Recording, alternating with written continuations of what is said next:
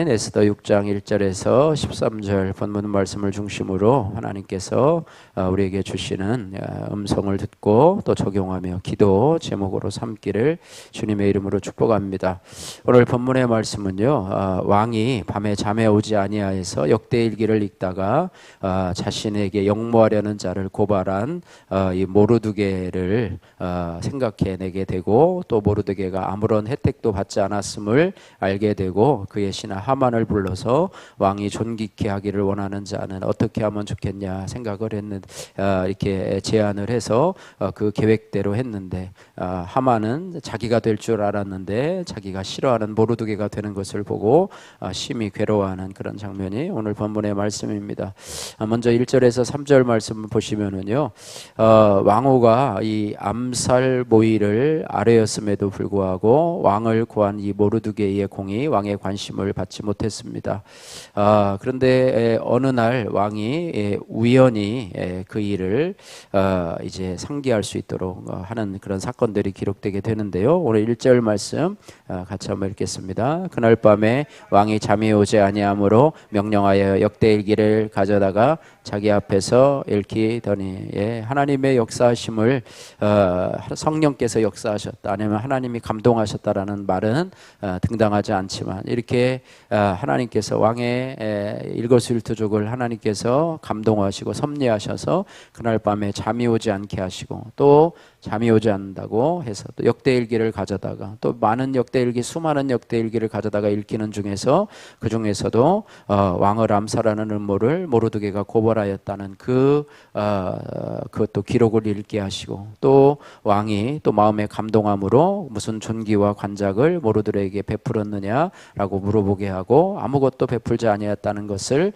알게 하신 하나님의 은혜를 저희들이 보게 될 수 있습니다. 그래서 하나님 앞에 이 일을 위해서 온 수산의 성읍들이 함께 금식하고 기도하고, 에스더도 이 일을 위해서 시녀들과 함께 기도하고 준비하며 기도한 것에 하나님이 이제 응답하시는 그런 사건들을 오늘 배후에서 우리가 보게 된다라고 하는 것입니다. 그래서 사람은 이런 계획을 할 수가 없지요. 사람은 기도하고 하나님 앞에 맡길 수밖에 없지요. 이런 지혜가 많으신 하나님, 또 능력이 많으신 하나님을 우리가 기대해야 된다고 하는 것입니다. 그래서 우리가 하는 모든 일에 대해서 하나님 앞에 늘 기도하고 맡길 때, 우리가 기도하면 하나님이 일하신다라고 하는 사실을 우리가 기억해야 할 것입니다. 따라서 하나님의 섭리를 믿는 성도, 또 하나님의 응답하심을 믿는 성도, 내가 기도할 때 하나님이 응답하실 것을 확신하는 성도는 내가 기대했던 일이 당장 일어나지 않는다고 낙심할 필요가 없습니다. 내 생각대로, 또 내가 원하는 그런 상상대로 일어나는 것이 아니라 하나님의 섭리대로, 또 하나님의 주권의 역사대로 일어나는 것이기 때문에 나는 하나님을 그저 의지하고 바라보고 하면 된다라고 하는 것입니다.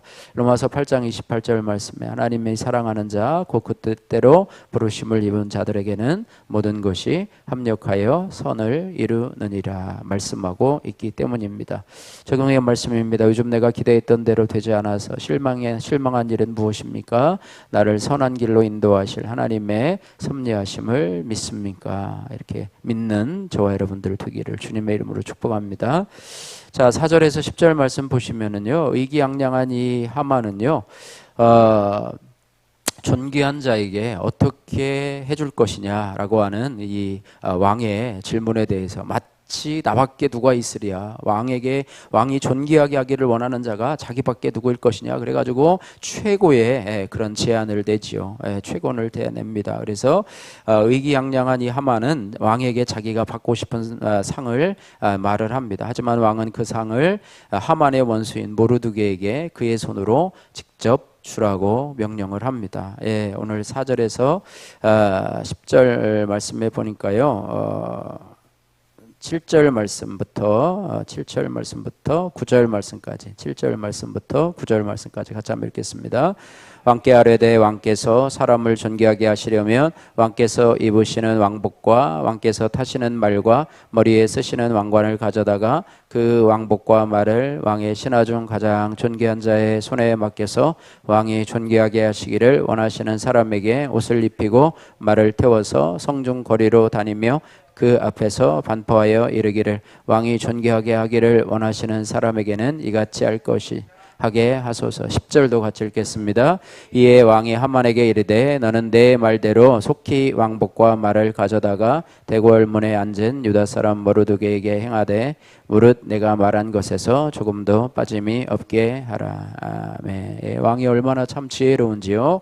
모르드게라고 하는 사람이 있는데 그 사람이 전에 나를 암살하려고 하는 그 암살자들을 나에게 고발을 했다. 그 사람에게 내가 아직도 은혜를 베풀지 않아서 오늘 상을 주려고 하는데 하만 너는 그 사람에게 어떻게 했으면 좋겠느냐라고 만약에 물어보았으면 아마 이 하만은요 아마 이렇게 대답을 안 했을 것입니다. 그런데 왕이 지혜롭게 내가 존귀하게 하려는 사람에게 어떻게 하면 좋겠느냐라고 했을 때 하만은 최고의 대우를 아마 얘기를 했을 거예요. 왜요? 자기를 염두에 두었기 때문이죠. 예, 그러면서 결국에는 참 자기 손으로 나중에는 그것이 모르드게라는 것을 알고 자기 손으로 말을 태워가지고 자기가 말한 대로 하나라도 빠짐없이 하라고 하는 왕의 명령에 순종해서 할 때 그가 참 어땠겠는가, 그죠? 모르드게가 왕의 말을 타고 또 존귀하게 하고 사람들 앞에서 높아졌는데 자기는 그 밑에서 그를 끌고 다니는 그런 역할을 했을 때 얼마나 그 속이 참 참담했겠는가 이런 거를 봐요. 그래서 처음 된 자가 나중되고 나중된 자가 처음 된다라고 하는 이런 모습을 우리가 바라보면서요. 하루 사이에 어떠한 일이 일어날지 알 수 없는 이런 상황을 보면서 하나님이 하시는 일은 바로 이와 같다라고 하는 것입니다. 그래서 교만한 자를 물리치시고 겸손한 자에게 은혜를 주시는 하나님.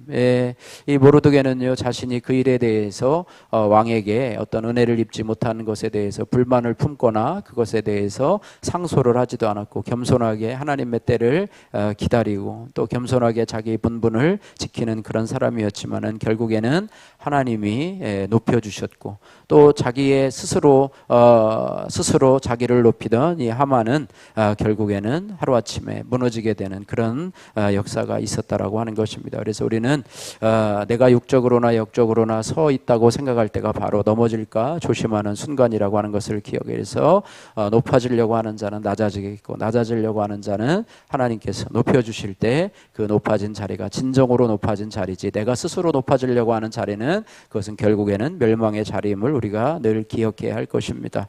적용의 말씀입니다. 내가 가정과 직장, 교회에서 스스로 잘한다고 여기며 자신하는 부분은 무엇입니까? 넘어질까 조심하고자 인정해야 될 나의 죄성은 무엇입니까? 여러분 적용해 보시길 바라고요. 11절에서 13절 말씀에 이 하만이 이제 집에 돌아가서 자기가 당한 일들을 이제 그의 아내 세레스와 모든 친구에게 말합니다. 그들도 아마 나름대로의 소그룹 공동체가 있었던 것 같아요. 지난번에도 이야기를 하더니 모르드게를 큰 대나무 장대에 달아서 거기다 매달라 그러더니 이번에 물어보니까 뭐라고 얘기를 하냐면 그의 아내 세레스와 그의 친구가 이렇게 이야기를 하고 그 중에 지혜로운 자가 말을 합니다. 13절에 보니까 이르되 모르드게가 과연 유대 사람의 후손이면 당신이 그 앞에서 굴욕을 당하기 시작하였으니 능히 그를 이기지 못하고 분명히 그 앞에서 엎드러지리다. 아주 맞는 말을 하죠. 그죠? 아부하는 말을 했으면 모르드게 뭐 얼마나 가겠느냐. 결국 당신이 이제 왕의 총애를 차지할 것이다. 이렇게 얘기할 텐데 그렇게 얘기하지 아니하고 정확하게 얘기를 하는 그런 부분을 보게 됩니다. 어쨌든 이런 부분을 이야기를 하면서 하만은 자신이 높아지려고 하지만 결국에는 굴욕을 당하는 자리에 있게 된다라고 하는 것입니다. 적용의 말씀입니다. 최근에 굴욕을 당한 적이 있다면 그 이유는 무엇입니까? 주님이 잠시 아버지의 맡기신 것을 내 것이라 착각하지는 않습니까? 여러분 적용해 보시길 바라고요. 사과하지 못하는 죄인이라고 하는 박혜경님의 큐티인 간증입니다. 저는 초등학생 때 주일학교 선생님의 전도로 교회를 다니게 되었습니다. 이후 학창 시절에 친구들과 신앙생활하다가 신결혼까지 믿음의 결혼까지 하게 되었습니다. 하지만 안락한 결혼 생활을 하니 내가 잘나서 믿음 생활도 잘한다고 착각을 했습니다. 체면을 중요시하는 친정 가풍에 제 교만까지 더해져서 교양 있는 사람으로 보이려고 최선을 다했습니다. 그러나 예민하고 혈기 많은 아들은 매년 학교에서 사고를 치고 맙니다. 모범생으로 자라온 저는 그런 아들이 이해가 되지 않았습니다. 아무리 아들의 일이어도 내가 하지 않는 잘못을 사과하기가 너무나 억울했습니다. 그래서 선생님이나 다른 학부모에게 사과하는 일 등 사건의 뒤처리는 모두 남편에게 맡겼습니다. 그러던 어느 날 아들이 온라인 메신저로 친구와 그의 어머니를 모욕하는 사건이 발생했습니다. 저는 이전처럼 남편에게 그 일의 뒷수습을 맡겼습니다. 그러나 상대 측은 저도 아들과 함께 사과하길 요구했고 제가 이를 회피하자 결국 아들은 학교 폭력 가해자로 신고를 당했습니다.